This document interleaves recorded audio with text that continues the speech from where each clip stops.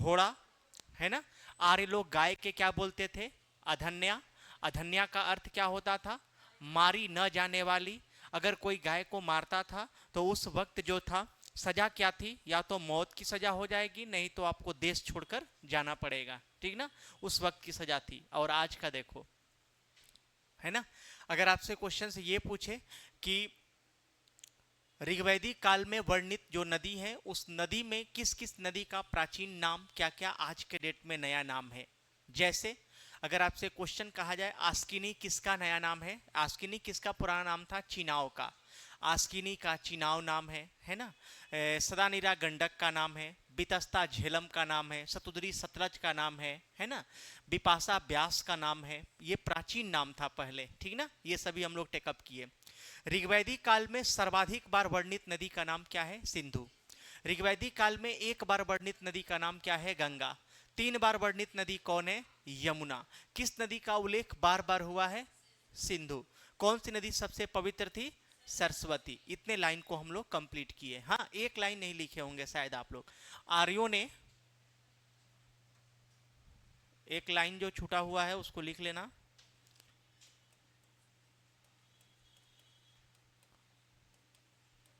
आर्यों ने लोहा का खोज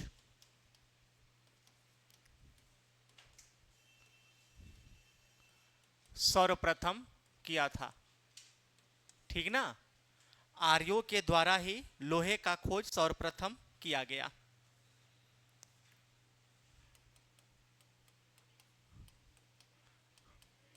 आर्य लोग लोहा को, ये लिखे थे क्या कल? नहीं था ना। आर्य लोग लोहा को श्याम अय्यस, श्याम अय्यस श्याम अय्यस एवं तांबे को लोहित अयस कहते थे।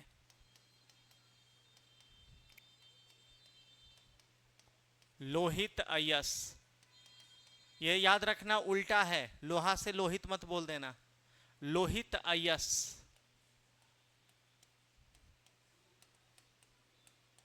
कहते थे।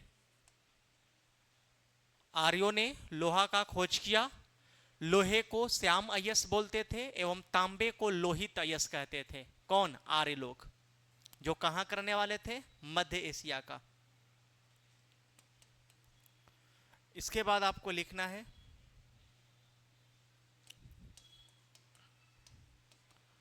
वैदिक सभ्यता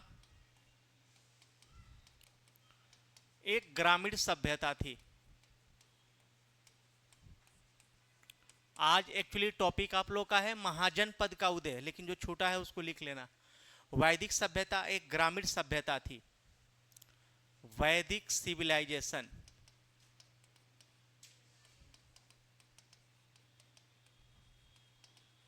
सिंधु घाटी सभ्यता जैसे शहरी सभ्यता थी, वैसी वैदिक सभ्यता एक कैसी सभ्यता थी? ग्रामीण सभ्यता। सिंधु घाटी सभ्यता समाप्त होने का वजह क्या था? बाढ़, ठीक ना।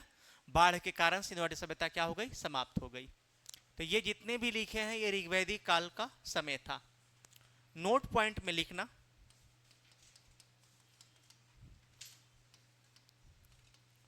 उत्तर वैदिक काल, क्योंकि ये टॉपिक नहीं है आपका, बस लिख लेना है।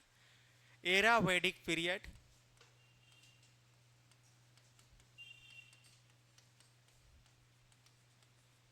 उत्तर वैदिक काल। समय लिख लो 1000 से 600 ईसा पूर्व।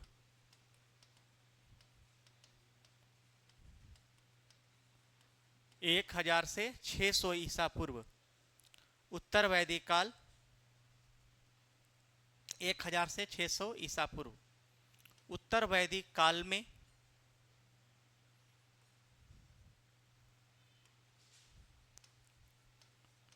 8 प्रकार के शादियों का उल्लेख एवं 16 संस्कारों का उल्लेख है। कभी अगर आपसे क्वेश्चन पूछ दे कि जो शादी विवाह की जो प्रक्रिया है वो 8 प्रकार के शादियों का उल्लेख जो है वो किस काल में है, तो उत्तर वैदिक काल में, ठीक ना। और 16 संस्कारों का उल्लेख भी है उत्तर वैदिक काल में, बस ये पॉइंट आपको नोट करनी है। 16 संस्कार में अगर आप देखोगे तो पहला जन्म होता है और लास्ट अंतिम संस्कार होता है। 8 प्रकार का जो शादी है वो 8 प्रकार के शादी को 2 भागों में क्या किया गया है, बांटा गया है। एक प्रशंस विवाह होता है और एक निंदनीय, एक प्रशंसनीय विवाह होता है और एक निंदनीय विवाह होता है। प्रशंसीय का मतलब हुआ प्रशंसा करने लायक, है ना, और निंदनीय का मतलब है निंदा किया हुआ विवाह। नहीं होता है किसी का निंदा करना, किसी का प्रशंसा करना, है ना। समझ रहे हो मेरे बातों को? ये उस वक्त का है विवाह। जैसे आज की डेट में अगर माता पिता आपके मन से विवाह कर रहे हैं उसको ब्रह्मा विवाह कहा जाएगा, और आप अपने मन से किसी को गायब करके कहीं जाकर कोर्ट कचहरी में शादी करोगे उसको क्या कहा जाएगा, गंधर्व विवाह, है ना, गंधर्व विवाह। आसान भाषा में लव मैरिज और रेंज मैरिज। रेंज मैरिज जो है, जो माता पिता वर खोज कर, लिखा हुआ है हिस्ट्री में, ये पॉइंट है कि माता पिता जो लड़की का विवाह अगर करने जा रहे हैं वो अपने से वर खोज कर लाएं, अपने से दूल्हा खोज कर लाएं, उसको ब्रह्मा विवाह कहा गया है। और सबसे मतलब पॉपुलर विवाह ही है जो शुरू से चल रहा है, ब्रह्मा विवाह, ठीक ना। तो ये है 8 प्रकार के शादियों का उल्लेख और 16 संस्कारों का उल्लेख जो मिलता है वो किस काल में है, तो उत्तर वैदिक काल में, एरा वैदिक पीरियड में।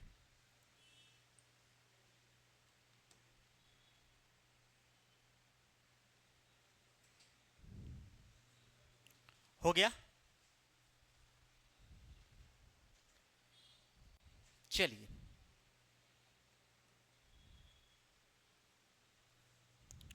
इसमें लिखने की जरूरत तो नहीं है ना, शादी लिखेंगे नहीं ना, शादी से उतना मतलब है नहीं कि मतलब है, बोलो मतलब है तो लिखा देंगे, हाँ, मतलब नहीं है। ये ऐसे दिखाने वाले लोग बोलते हैं कि मतलब नहीं है, सबको मतलब होता है। सब इंतजार में रहते हैं कि कब जॉब हो, कब शादी विवाह हो, बाल बच्चा हो, सब चाहता है। चलिए, हो गया क्या? अगले पॉइंट पे आएंगे। देखो, अगर उस वक्त के शादी को अगर देखा जाए तो इसको 2 भागों में बांटा गया था, ठीक ना। जो 8 प्रकार के शादी है उसमें सबसे 2 पार्ट था। एक था प्रशंसनीय विवाह, केवल नाम लिख लेना, और एक था निंदनीय विवाह। निंदनीय विवाह। अब ये निंदनीय विवाह और प्रशंसनीय विवाह भी अलग अलग भागों में बटे थे। अब ये 4 भाग अलग था और ये 4 भाग अलग था।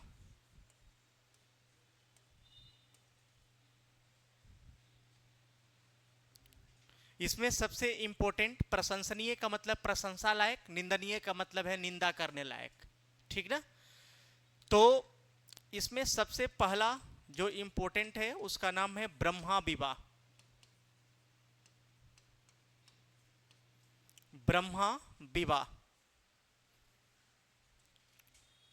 ब्रह्मा विवाह।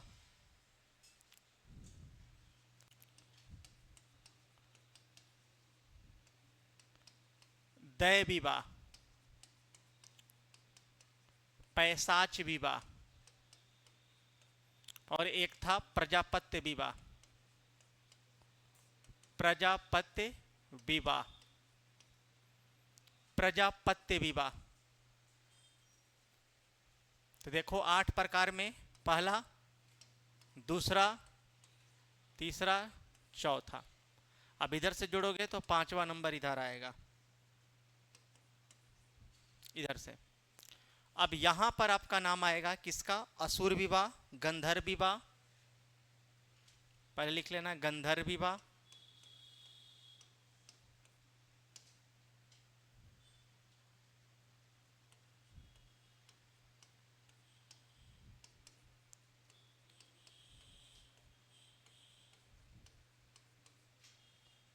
गंधर्व विवाह,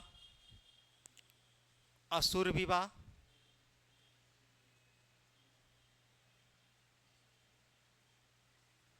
पैशाच यहां लिख दिए हो क्या, सॉरी, ब्रह्मा विवाह, दैव विवाह, पैशाच यहां नहीं होगा, यहां आर्य विवाह होगा।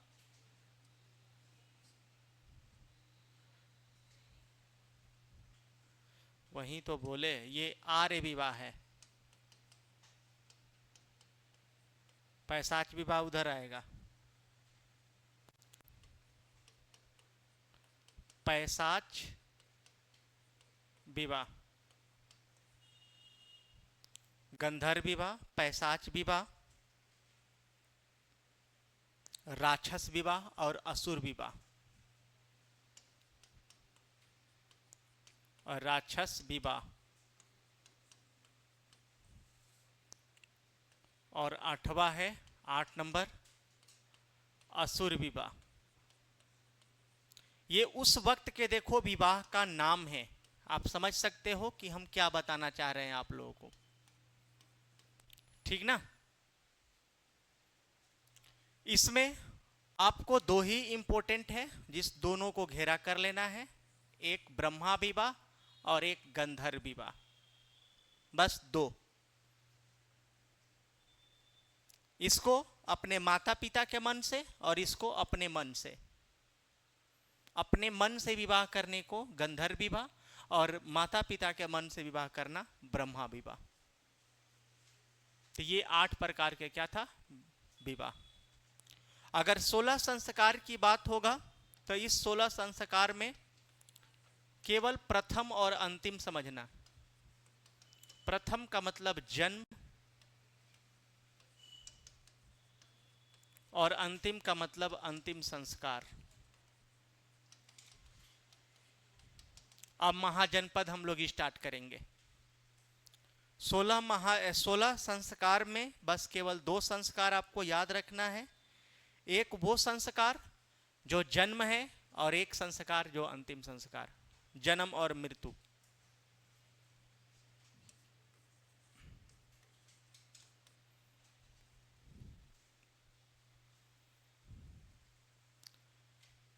इसमें कुछ ऐसा सेंटेंस लगे आपको तो बताना हमें। ब्रह्मा विवाह, दैव विवाह, आर्य विवाह, प्रजापत्य विवाह, इस इधर से गंधर्व विवाह, पैशाच विवाह, राक्षस विवाह और असुर विवाह। इधर देख रहे हो ऐसे ही लग रहा है राक्षस विवाह, ऐसे कैसा लग रहा है, राक्षस विवाह, असुर विवाह, पैशाच विवाह, गंधर्व विवाह, कुछ अजीब ही लग रहा है। यहां देखो कितना अच्छा लग रहा है, आर्य विवाह, दैव विवाह, ब्रह्मा विवाह, अच्छा भी लग रहा है। इधर ये प्रजापत्य विवाह जो होता था वो कैसे होता था पहले के, कि जैसे इधर का विवाह है ना, तो इधर तो मतलब आप समझ गए कि ब्रह्मा विवाह माता पिता अपने मन से किए। दैव विवाह कैसा होता था, इस दैव विवाह में क्या होता था, ऐसे सुन सकते हो आप लोग, लिखने की कोई जरूरी नहीं है। दैव विवाह में क्या होता था, यज्ञ करने वाले पुरोहित से शादी कर दिया जाता था। यज्ञ करने वाले, जैसे मान लो यज्ञ कराने वाले कोई पुरोहित आए, तो यो पुरोहित आ गए तो उस पुरोहित को ही क्या किया जाएगा, शादी करा दिया जाएगा अपनी बेटी से। उसको हम लोग कहते थे दैव विवाह, ये उस वक्त का विवाह था। आर्य विवाह क्या होता था कि कन्या के पिता द्वारा, कन्या के पिता द्वारा यज्ञ के बदले, यज्ञ के बदले, यज्ञ कराने कोई पुरोहित आए हैं, यज्ञ के लिए 1 अथवा 2 गाय देने का था, और वो गाय नहीं दे पाए तो अपनी बेटी का विवाह करा दे। उसे कहा गया है आर्य विवाह। मतलब यज्ञ करने के लिए पुरोहित को बुलाए, मतलब पंडित जी को बुलाया गया कि यज्ञ कराना है, तो यज्ञ के कराने के लिए दान तो देना होगा ना। तो होता था कि 2 गाय, 1 गाय या 2 गाय देना है। अब गाय देने में हम सक्षम नहीं है, तो उस जो पुरोहित करने आए हैं, यज्ञ करने आए हैं, जैसे उस वक्त के देखो, आज के डेट में लोग सोचते हैं क्या पढ़ा लिखा जॉब, उस वक्त लोग पुरोहित समझते थे। लोग वेदों का ज्ञान है ना, सही है, मतलब वो पुरोहित है ना, यज्ञ कराते हैं ना, तो हाँ, तो यज्ञ कराने वाले व्यक्तियों से शादी हो जाता था। तो यज्ञ करने पुरोहित आए और उससे विवाह किया गया, दैव विवाह। लेकिन यज्ञ करने वाले पुरोहित आए और उस पुरोहित से बोला गया कि 2 गाय आपको दिया जाएगा दान में, और 2 गाय हम देने में सक्षम नहीं हुए, तो उसे कहा गया कि मतलब चलो ठीक है, आपसे मतलब आपसे हम अपनी बेटी का विवाह कर देंगे। उसको आर्य विवाह कहा गया। प्रजापत्य विवाह उसे कहा गया कि धन के बदले विवाह करना, मतलब किसी को हम पैसे दे दिए हैं और उस पैसे को चुकता नहीं कर पा रहे हैं, तो अब बेटी का ही विवाह कर देंगे उससे, कि हम तुम्हारा पैसा दे नहीं पा रहे हैं, उस पैसे के बदले, ठीक ना, उस पैसे के बदले अपनी बेटी का विवाह कर देना, कर्ज के बदले विवाह करना प्रजापत्य विवाह होता था। इधर से जितने भी विवाह है ना, गंधर्व विवाह तो आप समझ गए, अपने मन से विवाह कर रहे हैं, इसको कहा गया है। पैशाच विवाह किसे कहा गया है? तो पैशाच विवाह बोला गया है कि सोई हुई या पागल लड़की को, सोई हुई या पागल लड़की से अगर आप जबरदस्ती शादी कर रहे हो, उसे पैशाच विवाह कहा गया है, ठीक ना। पैशाच विवाह मतलब नहीं होता है, कभी कभी आप देखे होंगे वीडियो वगैरह कि कोई पागल लड़की है, कोई मतलब पागल लड़की है, मतलब उसका दिमाग नहीं है, और दिमाग नहीं है फिर भी वो गर्भवती हो गई है ना, और वो बच्चे मतलब ऐसे ही मतलब वो रोड पर पड़ी हुई है, तो उससे शादी कौन कर लिया, है ना। तो वैसे विवाह को पैशाच विवाह कहा गया है। राक्षस विवाह किसे कहा गया है? जैसे राक्षस विवाह किसे कहा गया है? किसी कन्या को छीनकर किसी से बलपूर्वक किसी को ले जाना राक्षस विवाह कहा गया है। असुर विवाह क्या कहा गया है? किसी को हर करके ले जाना, जैसे असुर सीता जी को भी हर करके रावण ले गया था, तो वो शादी करने के लिए गया था, उसको असुर विवाह कहा जाएगा। तो ये जितने भी विवाह है सब अलग अलग है, लेकिन हम लोग को दो पर ध्यान देना है, ठीक ना। चलिए अब यहां से हम लोग का स्टार्ट होगा महाजनपद। अब हेडिंग देना है 16 महाजनपद का उदय। 16 महाजनपद का उदय। हमने आपको बताया कि महाजनपद का मतलब होता है जिला। महाजनपद का मतलब होता है आज के डेट में बड़ा जिला, बिगेस्ट डिस्ट्रिक्ट। आज के डेट में इसे हम क्या कहेंगे? बड़ा जिला। अब सोचो इतना बड़ा जिला, सोचो भारत हमारा, देखो यहां देखना, भारत आज के डेट में Bharat plus Pakistan, Afghanistan, Pakistan plus Afghanistan, Bangladesh, Myanmar, इतने देश आज की डेट में जो टुकड़े हुए हैं, इसमें केवल 16 ही जनपद था। जनपद का मतलब होता है डिस्ट्रिक्ट, जिला। उस वक्त के ये बिगेस्ट डिस्ट्रिक्ट थे, बड़े जिला थे। इतने बड़े जिले कि आज के डेट में उसमें 2-3 देश है। आज सोचो ना, बिहार में कुल 38 जिले हैं, राजस्थान में 50 जिले हैं, है ना। तो सोचो आज के डेट में एक एक राज्यों में 25, 30, 35, 40, 50 डिस्ट्रिक्ट है, और उस वक्त इतने देश, भारत, पाकिस्तान, अफगानिस्तान, बांग्लादेश, म्यांमार, ये सभी देशों को मिलाकर मात्र कितने जनपद थे? 16। और इस 16 जनपद में सबसे बड़ा जो जनपद था, सबसे बड़ा जो डिस्ट्रिक्ट था, वो कौन था? मगध। जैसे आज के डेट में भारत में सबसे बिगेस्ट अगर कोई स्टेट है एरिया के अकॉर्डिंग, तो वो आपका राजस्थान है। तो वैसे ही उस वक्त के बिगेस्ट एरिया के अकॉर्डिंग कौन था? मगध था, ठीक ना। तो ये 16 महाजनपद के बारे में पढ़ेंगे। महाजनपद क्यों आया, क्यों लाया गया, महाजनपद है क्या, किस महाजनपद में क्या बातें की गई, ये सभी बातों को एक एक करके हम लोग समझने का प्रयास करेंगे। सबसे पहले ध्यान देना, आपको तो ये पता हो गया है कि आर्यों ने लोहे का खोज किया। जब लोहा आया तो लोहा डेवलप हुआ, है ना, चारों तरफ उसका क्या हुआ? विकास हुआ। सोचा गया कि अब किया क्या जाए, तो व्यापार किया जाए। व्यापार करने के लिए जगह चुना जाएगा, तो उस जगह को यहां पर महाजनपद लाया गया। क्या लाया गया? महाजनपद। अब इस महाजनपद में अगर आपको देखोगे तो 2 धर्म भी है, जिस धर्म को आपका टॉपिक नहीं है, ऐसे हम समझा दे रहे हैं। सबसे बिगेस्ट 2 धर्म थे, जिसका नाम था जैन धर्म और बौद्ध धर्म। क्या था? जैन धर्म और बौद्ध धर्म। तो ये जैन धर्म और बौद्ध धर्म क्यों बना? तो सबसे पहला अगर कोई कहा जाए कि पहला कोई कास्ट बना था, तो वो सबसे पहले ब्राह्मणों का उदय हुआ। किसका उदय हुआ था? ब्राह्मण। कोई कास्ट बना, कोई जाति बना, तो ब्राह्मणों को सबसे पहले क्या हुआ था? उदय किया गया था। ब्राह्मण ही सबसे पहले उदय आए। आज के डेट में ब्राह्मण लोग क्या किए? उस वक्त के डेट में ब्राह्मण लोग क्या किए? अपने काम करने के लिए, अपने को डेवलप करने के लिए लोगों को, छोटे लोगों को दाब दिए और अपने लोगों को क्या कर लिए, बढ़ा दिए। समझ रहे हैं ना। ये राजस्थान में भी है, बाड़मेर साइड में जाओगे तो वहां भी देखोगे सबके नाम में राम लगेगा, जेठा राम, तो ये राम वो राम ऐसा लगता है। क्यों? क्योंकि ये ऐसे दिखाने के लिए कि अगर राम लग गया तो इसमें आप चाह कर भी आप कुछ नहीं कर सकते। किसी से क्या बोलोगे? अगर मान लो कुछ तुमको बोलना होगा, किसी से लड़ाई करना है तो क्या बोलोगे? मेरा नाम ये राम है, हम ये करेंगे, नहीं। और कोई जोगविंदर सिंह मेरा नाम है, हम तुम्हें मार देंगे, तो इसमें थोड़ा दम लग रहा है, दम लग रहा है। अब किसी से कहोगे हम, मेरा नाम नीलू राम है, हम तुमको बता देंगे, क्या बता दोगे? तुम्हारा नाम में ही दम नहीं है। समझ रहे हो हम क्या बोलना चाह रहे हैं? मेरा नाम नीलू राम है, हम तुम्हें मार देंगे, क्या मार दो? तुम्हारे दाम नाम में दम नहीं है।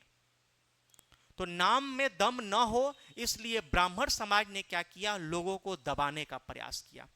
अब जो लोग दब जाते हैं वो उठते हैं, और जो उठेंगे ना वो अंगार बनकर उठेंगे। समझ में आ रहा है ना। तो वैसे ही उस अंगार में दो धर्म का उदय हुआ, जिस धर्म का नाम है जैन धर्म और बौद्ध धर्म। वो धर्म को नहीं माना, भगवान को नहीं माना, साक्षात जो चीजें दिखाई दी उसी को वो माना। वो व्यक्ति जैन धर्म जो आज तक वो लोग, कोई कोई ऐसे भी लोग हैं जो कृषि नहीं किए, कि अगर हम कृषि करेंगे तो मेरे वजह से कोई जीव की मृत्यु हो जाएगी। क्यों? हल चलाओगे तो कोई जीव नहीं मर जाएंगे क्या?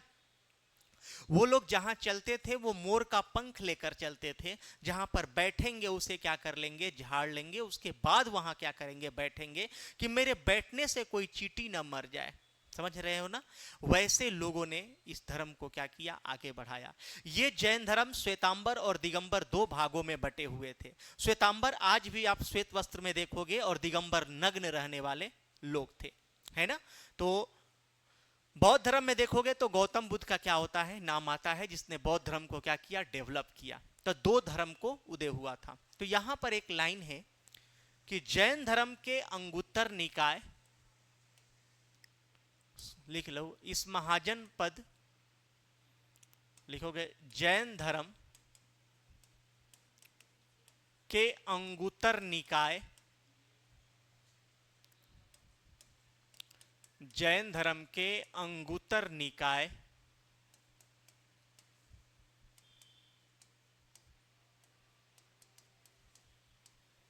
जैन धर्म के अंगुत्तर निकाय एवं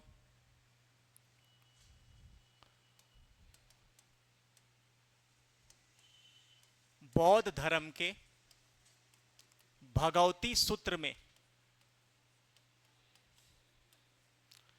जैन धर्म के अंगुत्तर निकाय एवं बौद्ध धर्म के भगवती सूत्र में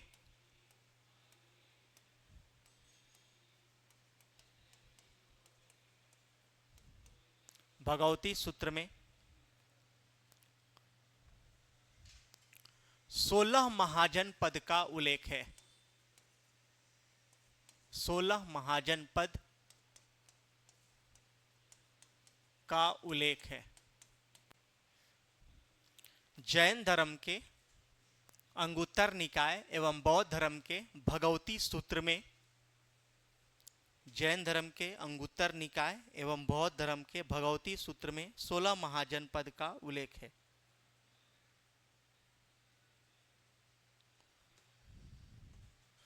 थोड़ा सा हमसे मिस हो गया, एक काम करना,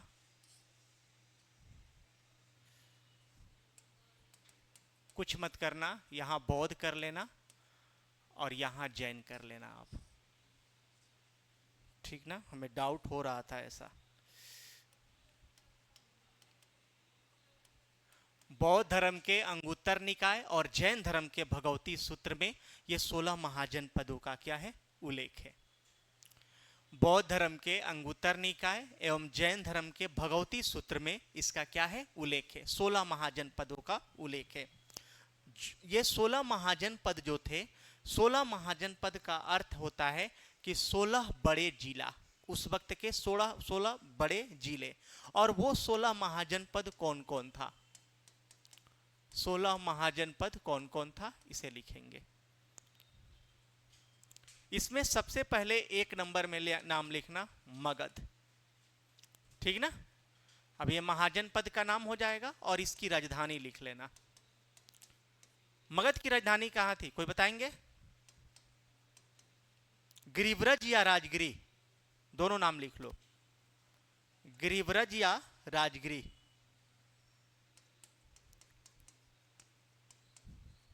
गिरिव्रज या राजगिरी कहां है? राजगिरी कहां है? बिहार में।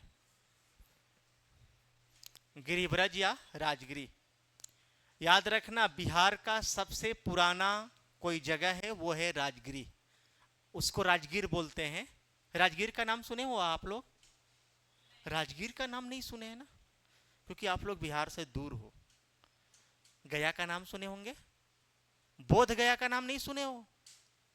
गया का नाम सुने हो ना? पूरे भारत में, भारत का दुनिया में पिंडदान कहीं होता है तो गया में ही होता है।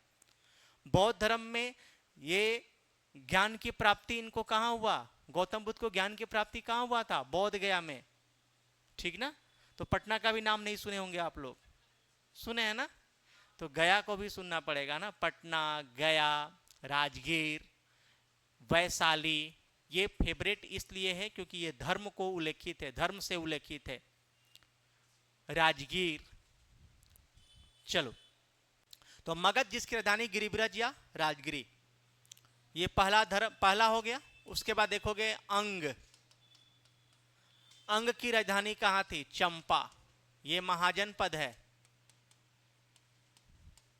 ये महाजनपद का नाम है और ये राजधानी इसकी चंपा। अंग की राजधानी चंपा, ये कहां है? तो ये भी बिहार में।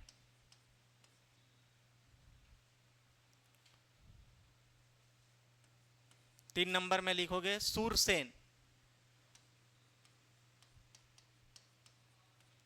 सूरसेन की राजधानी कहां थी? मथुरा,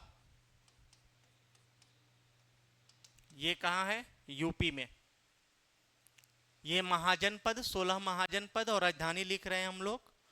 मगध जिसकी राजधानी है गिरिव्रज या राजगिरी, अंग की राजधानी है कहां? चंपा। सूरसेन, चंपा, चंपा बिहार में है, मथुरा यूपी में। सूरसेन, सूरसेन ये है क्या? मगध। ये है अंग, ये है सूरसेन, ठीक ना?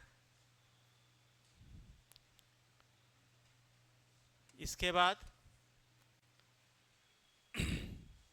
बाद देखोगे बिहार में और कौन फेमस है? काशी, काशी पे लिख लो, काशी और कौशल। काशी, काशी का कैपिटल कोई बताएंगे? काशी का कैपिटल क्या है? वाराणसी, वाराणसी, काशी वाराणसी में ही है। वाराणसी, वाराणसी याद रखना, भारत का सबसे पुराना स्थान, भारत का सबसे पुराना शहर कौन है? वाराणसी, सबसे पुराना शहर भारत का। इसके बाद आपका क्या है? कौशल। कौशल का कैपिटल क्या है? श्रावस्ती।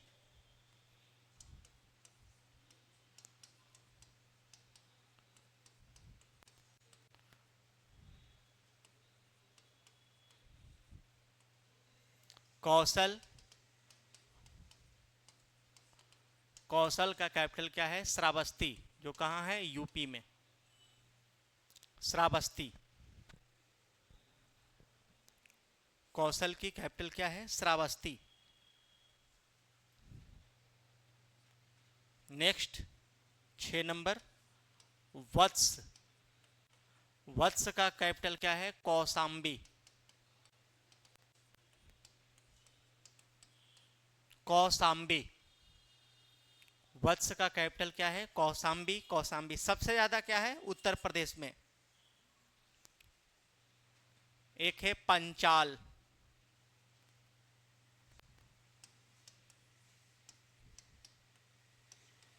पंचाल।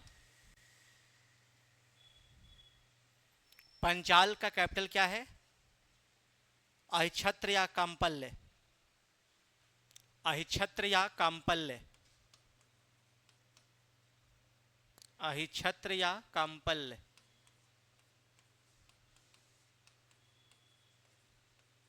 अहिछत्र या काम्पल्य। और ये कहाँ है? ये भी है यूपी में, अहिछत्र या काम्पल्य।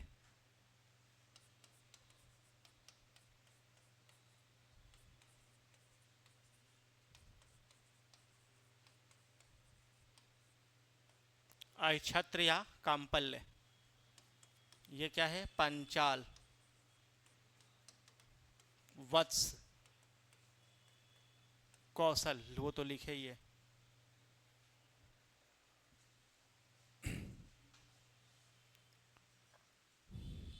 तो पहले की राजधानी आज जो है मगध, जो बिहार में दिख रहा है मगध, आज ये मगध का नाम नहीं है, बस ये है पाटलिपुत्र, जो इसकी राजधानी थी, आज फेमस है। ठीक ना? इसका राजधानी पाटलिपुत्र भी लिखता है, किसी किसी बुक में याद रखना गिरिब्रज, राजगिरी या पाटलिपुत्र भी लिखता है, क्योंकि अब के डेट में केवल पाटलिपुत्र ही जिंदा है, केवल पाटलिपुत्र ही जिंदा है, बाकी गिरिब्रज या राजगिरी का नाम नहीं है, अब राजगीर और पाटलिपुत्र का नाम है। हो गया। मगध की राजधानी कहाँ है? गिरिब्रज या राजगिरी। उसके बाद पंचाल का कैपिटल क्या है? पंचाल का अहिछत्र या काम्पल्य, ठीक ना? सूरसेन की कैपिटल कहाँ है? मथुरा, है ना? सूरसेन का कैपिटल कहाँ है? मथुरा। मगध की राजधानी कहाँ है? गिरिब्रज या राजगिरी। काशी की कैपिटल क्या है? वाराणसी, है ना? कौशल का कहाँ है? श्रावस्ती। वत्स का कहाँ है? कौशाम्बी। और पंचाल का कहाँ है? अहिछत्र या काम्पल्य। इसके बाद नेक्स्ट देखेंगे 8 नंबर।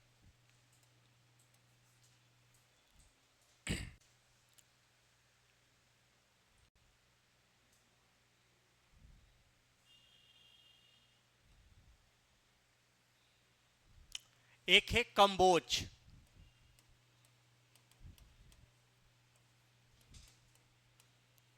कंबोज।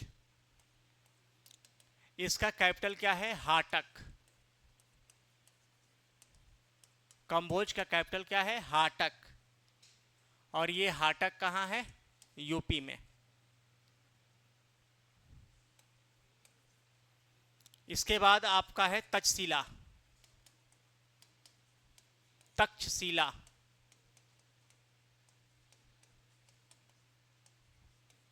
तक्षशिला।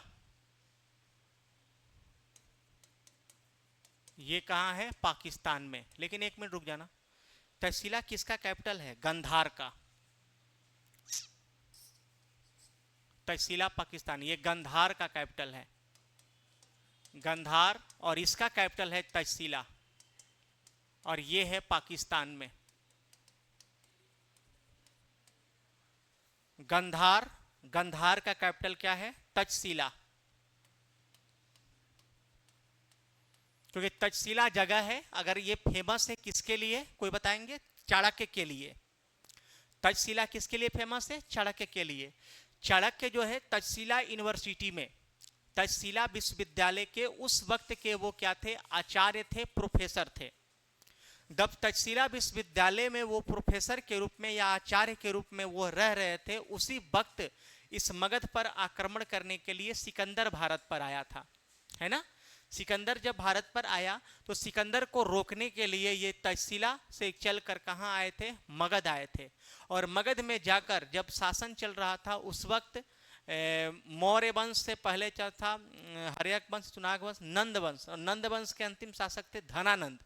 धनानंद को कहे जाकर कि ऐसा करो कि पाकिस्तान जो वो पाकिस्तान की जो सीमा है वहां पर जाकर देखो, वहां पर आक्रमण करने कौन आया है? सिकंदर आया है। तो वो धनानंद इस बात को नहीं माना और उनको निगलेक्ट किया उस बात को। फिर 2 बार 3 बार समझाए, फिर भी उनके बातों को नहीं माना। लास्ट में फिर ये जब जीद पर आ गए तो इनके चोटी को पकड़कर बाहर फेंक दिया गया था। आप चाणक्य का फोटो देखे हैं? पीला पीला पहने हैं, टकला है और चोटी यहां से खुला हुआ है और ऐसे हाथ रखे हैं।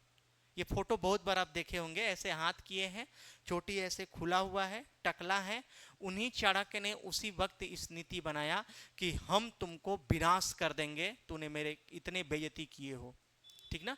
अब मान लो किसी टीचर को आप चोटी पकड़कर किसी को बाहर फेंक दोगे तो भाई वो तो बदला तो लेगा ना। और वो बदला ऐसा लिया कि चंद्रगुप्त मौर्य के सहायता से दयानंद को मरवाया और मौर्य वंश की क्या किया था, स्थापना किया था, ठीक ना, जो हम लोग मगध साम्राज्य में ही उस पार्ट को देखेंगे। तो गंधार का कैपिटल कहाँ है, तक्षशिला। तक्षशिला तक्षशिला विश्वविद्यालय से भी क्या है, फेमस है ना। याद रखना सबसे पुराना यूनिवर्सिटी तो वो 3 यूनिवर्सिटी है, और 3 यूनिवर्सिटी, अगर 3 यूनिवर्सिटी तुमको बिहार में है, 3 यूनिवर्सिटी देखोगे तो कहाँ है, बिहार में, और एक यूनिवर्सिटी जो आज के डेट में है पाकिस्तान में। अब नाम क्या है तो ये लिखना नहीं है अभी आप लोगों को, लेकिन सुन लो। तक्षशिला विश्वविद्यालय सुने जरूर होंगे, नालंदा विश्वविद्यालय है ना, तक्षशिला विश्वविद्यालय, नालंदा विश्वविद्यालय, फिर आप सुने होंगे विक्रमशिला विश्वविद्यालय, विक्रमशिला विश्वविद्यालय। तो तक्षशिला विश्वविद्यालय, नालंदा विश्वविद्यालय, विक्रमशिला विश्वविद्यालय, और एक आपका और है जो बिहार में है, जो उस वक्त के प्राचीन विश्वविद्यालय था, जो बनवाया था कौन, गोपाल ने, ठीक ना। तो ये यूनिवर्सिटी इतने हैं जो आपको क्या है, फेमस है, ये पुराने यूनिवर्सिटी है। इसमें सबसे पहला पुराना नाम किसका आता है, नालंदा विश्वविद्यालय का। किसका, नालंदा विश्वविद्यालय। तो ये हम लोगों को आगे देखना है, ठीक ना। चलो गुप्त वंश चलेगा तो वहां पर हम लोग लिखेंगे कि गुप्त वंश के काल में इसको स्टार्ट किया गया था। चलो 16 में हम लोग 9 कंप्लीट किए। 10 नंबर में लिखोगे गंधार के बाद मल। मल की कैपिटल क्या है, कुशावती। मल, मल, मल का कैपिटल क्या था, कुशावती। ये कुशावती कहां है, यूपी में।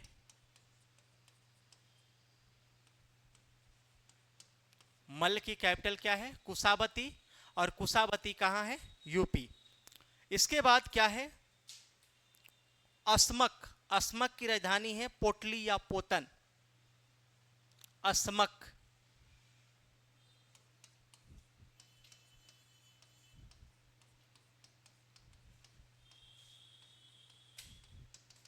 अस्मक की राजधानी क्या है, पोटली या पोतन। ये आज के डेट में है कहां, पोटली या पोतन, ये आज के डेट में है कहां, तो गोदावरी का क्षेत्र, आंध्र प्रदेश। गोदावरी का क्षेत्र, आंध्र प्रदेश। याद रखना दक्षिण भारत का एकमात्र महाजनपद है ये, ब्रैकेट में लिखना, दक्षिण भारत का एकमात्र महाजनपद,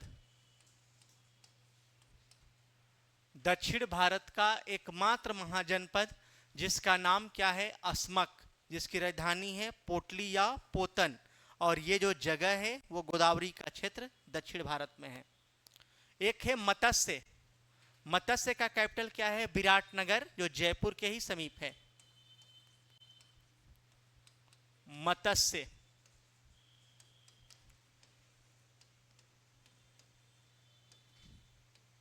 मत्स्य, इसका कैपिटल है विराटनगर, जयपुर के समीप।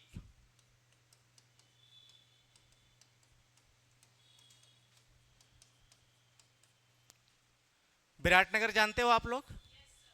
हाँ, किधर है? इधर ही किधर है? विराटनगर जयपुर से कितने दूर है?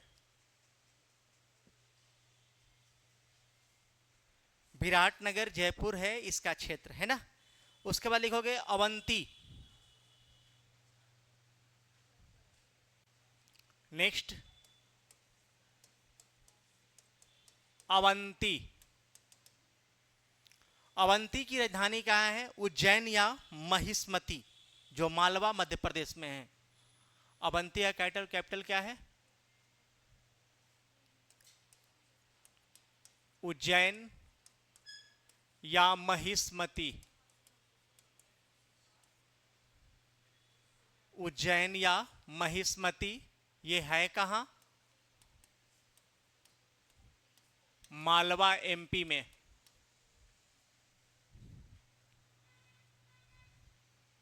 चलो, अवंती की राजधानी कहाँ है? उज्जैन या महिष्मति? पिक्चर देखे थे आप लोग? महिष्मति, महिष्मति का नाम आया होगा बाहुबली से, है ना? चलो, इसके बाद लिखना है कुरु। कुरु की राजधानी है इंद्रप्रस्थ।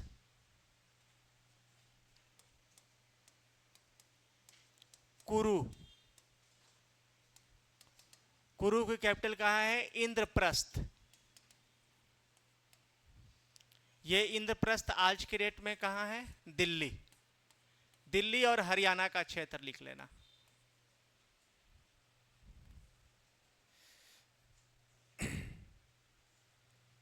चलिए, एक बचा और 15 नंबर में लिखना चेदी।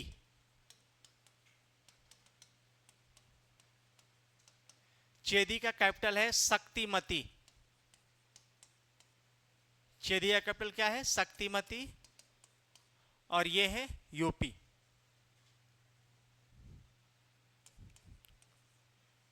लास्ट बचा हुआ है मल। लिख लिए हो? मल,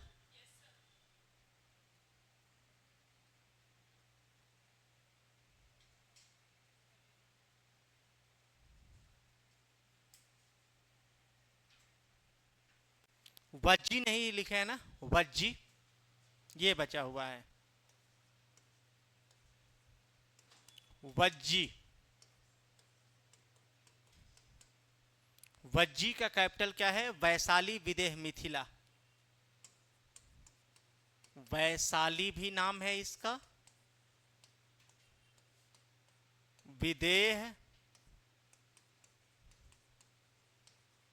और मिथिला, ये है तीनों बिहार में। विदेह, वैशाली, विदेह, मिथिला, तो ये 16 महाजनपद का नाम आप लोग लिखे। चेदी की राजधानी कहाँ है? शक्तिमती। मल का कैपिटल कहाँ है? कुशावती। गंधार का कैपिटल कहाँ है? तक्षशिला, है ना? सूरसेन का कैपिटल कहाँ है? मथुरा। काशी का कैपिटल कहाँ है? वाराणसी। अस्मक का कैपिटल क्या है? अस्मक का पोटली या पोतन। पोटली या पोतन, हम समझ रहे हैं कि आप डिफिकल्ट में चल रहे हो, लेकिन मगध को याद रखना। एक याद रखना, मगध, क्योंकि मगध आपके सिलेबस में है तो मगध से क्वेश्चन उठाएगा। तो मगध की राजधानी है गिरिब्रज या राजगिरी या पाटलिपुत्र, ये तीनों बिहार में है। ठीक ना? एक मगध याद रखना, एक दक्षिण भारत का महाजनपद अस्मक, दोनों याद रखना। दक्षिण भारत का एकमात्र जनपद जिसका नाम क्या है? अस्मक, जिसकी कैपिटल है पोतल या पोटली या पोतन। तो महाजनपद क्यों लाया गया, कैसे लाया गया, आपको ये पता हो गया है ना? तो ये लाए जाने की वजह थी व्यापार, है ना?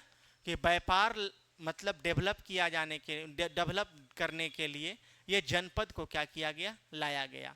अब इस जनपद में सबसे बड़ा महाजनपद है जिसका नाम क्या है? मगध। उस मगध को हम लोग क्या करेंगे? स्टार्ट करेंगे। अब सभी लोग हेडिंग देना, मगध साम्राज्य।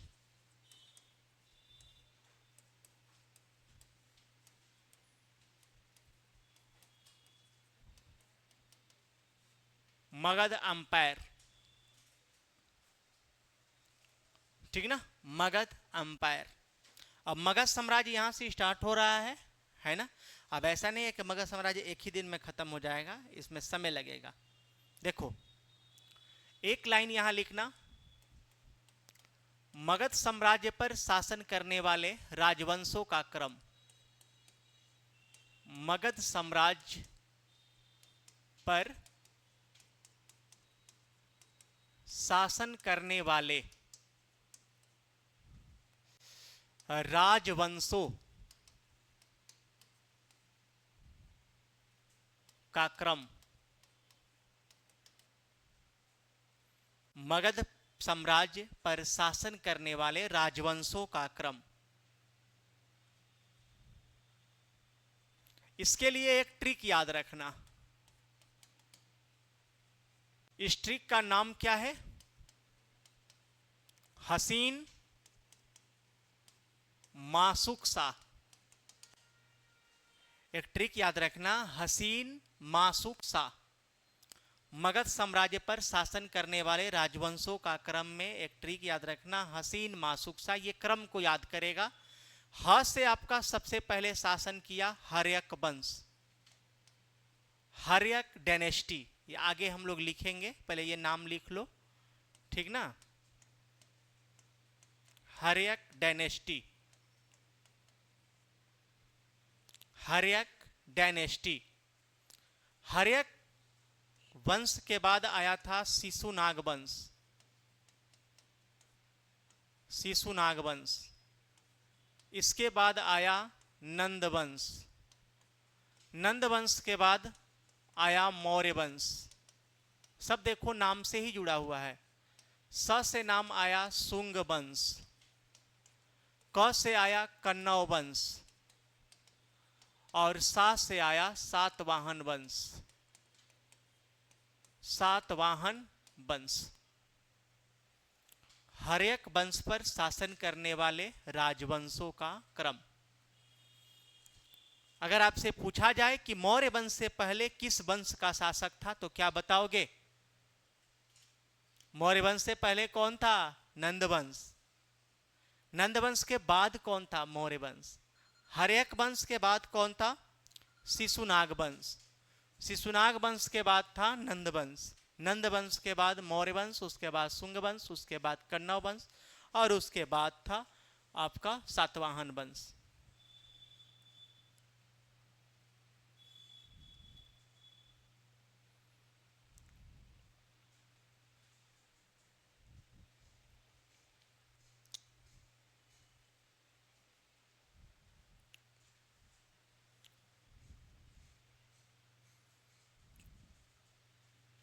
अब इसके बाद एक तरफ लिख लेना वंश का नाम, एक तरफ लिख लेना संस्थापक, एक तरफ लिख लेना राजधानी। नहीं, संस्थापक के बाद लिख लो अंतिम शासक। अंतिम शासक एक और लिख लो और उसके बाद लिखना राजधानी। ऐसे कॉलम बना लो, बड़ा कॉलम बना लेना आप सब। सबसे पहला नाम आया हर्यक वंश। हर्यक वंश के संस्थापक कौन थे? बिंबिसार।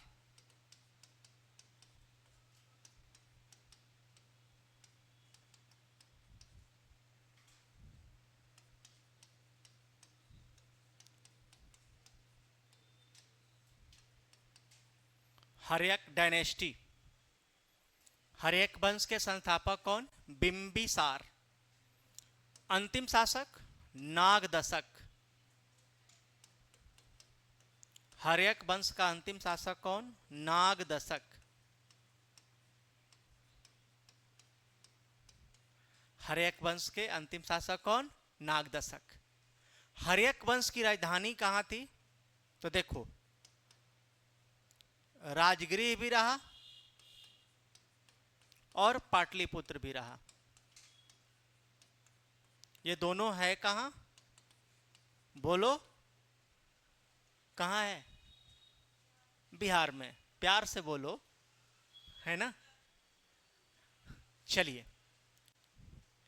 उसके बाद नेक्स्ट हर्यक वंश के बाद कौन सा वंश आया है? बोलो, शिशुनाग वंश।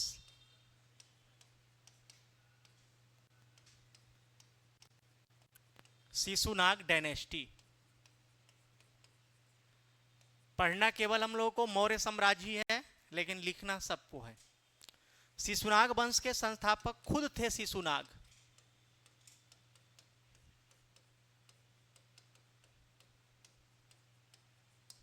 शिशुनाग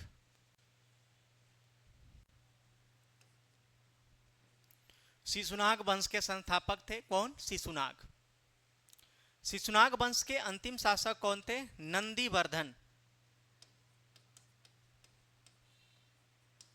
नंदीवर्धन।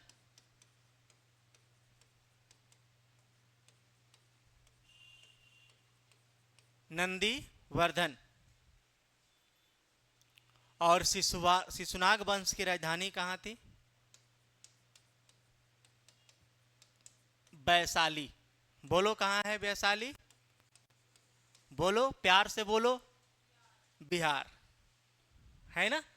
शिशुनाग वंश के संस्थापक शिशुनाग। शिशुनाग वंश के अंतिम शासक कौन? नंदीवर्धन। और इसकी राजधानी भी कहां? वैशाली, बिहार में। हर्यक वंश के संस्थापक बिंबिसार। हर्यक वंश के अंतिम शासक नागदशक। और हर्यक वंश की राजधानी कहां? राजगिरी, पाटलिपुत्र, बिहार। ये भी लोग चेंज किए हैं। ये भी लोग राजधानी वैशाली से फिर जाकर पाटलिपुत्र लाया। कोई पाटलिपुत्र से आप लोग सुने होंगे कि पाटलिपुत्र की स्थापना उदयन के द्वारा किया गया था। सुने थे? नहीं सुने थे, कोई बात नहीं। पाटलिपुत्र शहर की स्थापना उदयन के द्वारा किया गया। और उदयन जो था वो किसका लड़का था? अजातशत्रु का लड़का था। अजातशत्रु का नाम सुने हैं? नहीं कोई बात नहीं। बिंबिसार के पुत्र थे अजातशत्रु। अजातशत्रु के पुत्र थे उदयन।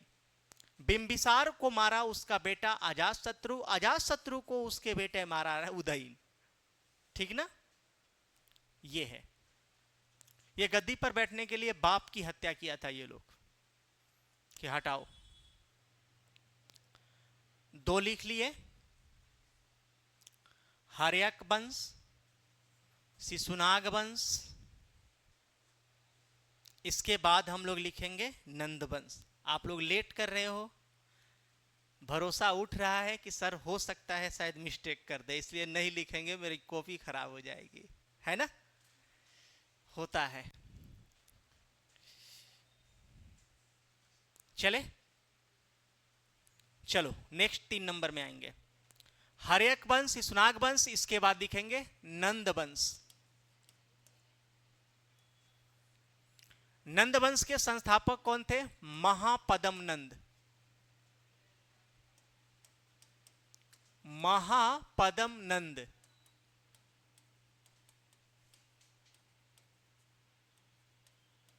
महापदम नंद। नंद डायनेस्टी। महापदम नंद। अंतिम शासक कौन था? धनानंद। इसी के शासन काल में कौन आक्रमण करने आ गया? बोलो। सिकंदर। अभी तो तुरंत बता रहे थे, कैसे भूल जाते हो आप लोग कि लिखने में केवल परेशान रहते हो।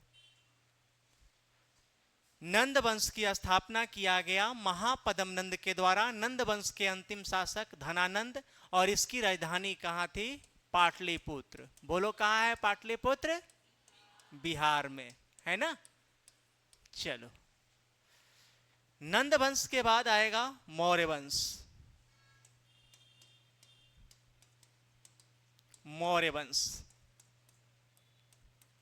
हसीन मासुकसा। मौर्य वंश, मौर्य डायनेस्टी।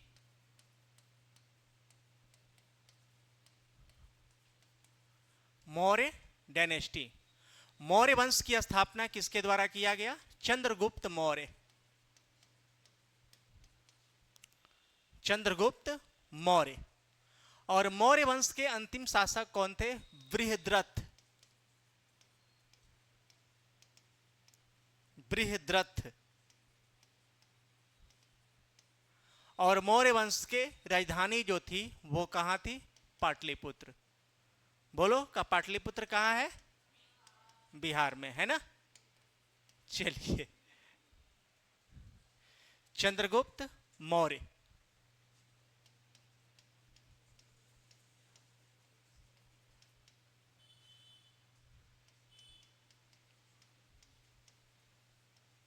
चंद्रगुप्त मौर्य। पाटलिपुत्र बिहार, इसकी क्या है कैपिटल। पाटलिपुत्र को पाटलिपुत्रा लिखना ऐसे, पाटलिपुत्रा। चलिए अगला लाइन है, मौर्य वंश के बाद कौन आया, सुंग वंश।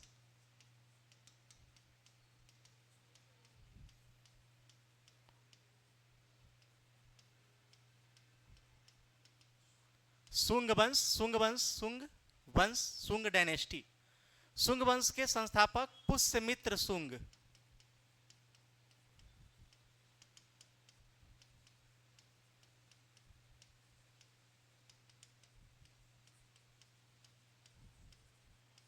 पुष्यमित्र सुंग।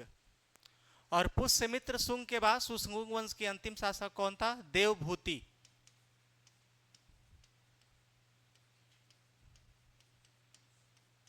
देवभूति। और सुंग वंश की राजधानी थी विदिशा। विदिशा, बोलो विदिशा कहां है, बोलो प्यार से बोलो, मध्य प्रदेश। विदिशा मध्य प्रदेश में है ना।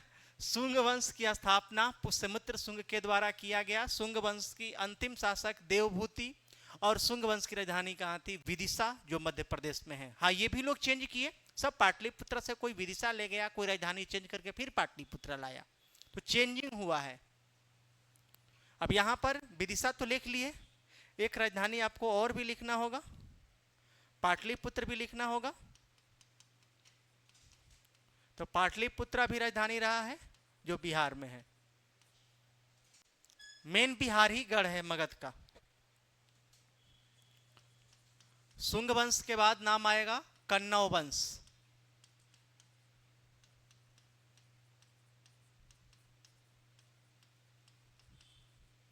कन्नौ वंश की संस्थापक कौन थे, वासुदेव। कन्नौ वंश की स्थापना किसके द्वारा किया गया, वासुदेव के द्वारा। कन्नौ वंश के अंतिम शासक कौन थे, सुशर्मा। सुशर्मा।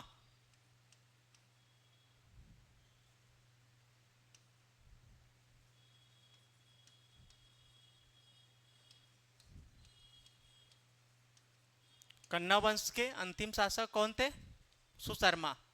कन्नौ वंश की राजधानी कहां थी, अब तो नहीं बोलोगे आप लोग, है ना, पाटलिपुत्र बिहार।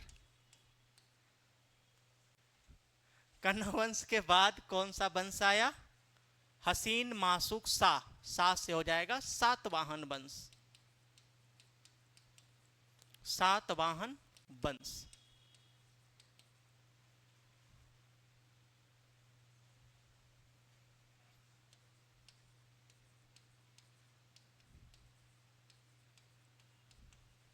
सातवाहन वंश की स्थापना किसके द्वारा किया गया, सिमुक के द्वारा।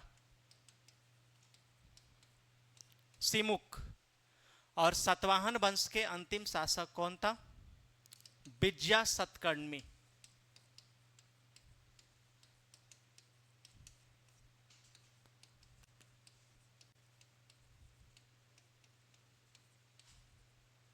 विजया सतकर्णी। विजया सतकर्णी। और इसकी जो राजधानी थी वो था प्रतिष्ठान। प्रतिष्ठान। और ये प्रतिष्ठान कहाँ है, महाराष्ट्र और आंध्र प्रदेश का क्षेत्र है।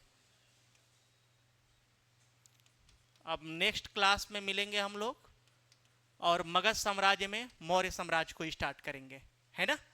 तो आज के लिए बस इतना ही।